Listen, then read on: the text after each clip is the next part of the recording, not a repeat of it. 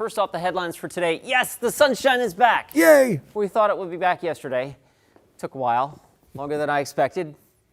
Today, we're not having to wait nearly as long. And so, as expected, temperatures highly predicated on how early we clear out. We're confident that we get up to 70 today now with more sunshine. Tomorrow will be a clouds to sun type of day. I don't think as thick as the cloud cover that we had the last couple of days, but stay tuned on that. The point is that, once again, tomorrow's temperatures will be dependent on how much sun and how long the sun is out. All right, heading into the weekend, we are, as a theme here, generally warm and dry over the next 7 days, and you'll see that in the 7-day forecast, and potentially really warm next week. So we're right on the edge of an air mass here that's actually going to be quite hot off in the desert southwest, and you'll see that in a second.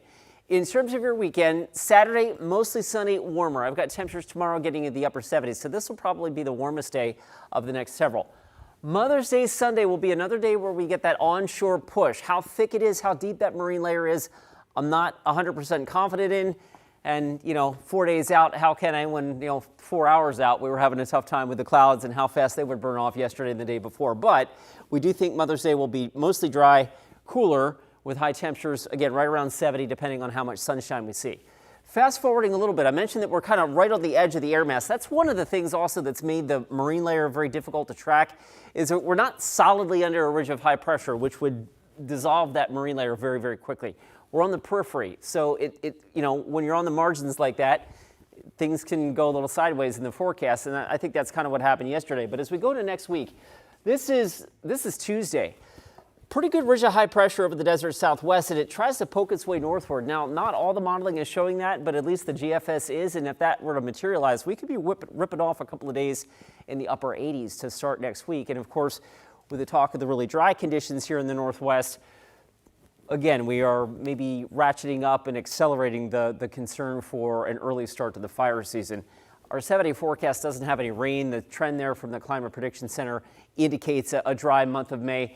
This is going out another 10 days or so. You can see the European model gives us maybe a couple hundredths of an inch of rain later next week. So there you go. But in the meantime, hey, look, it's sunny out there, and it's going to be a warm afternoon with high temperatures nosing towards 70 degrees, we think, here in Portland.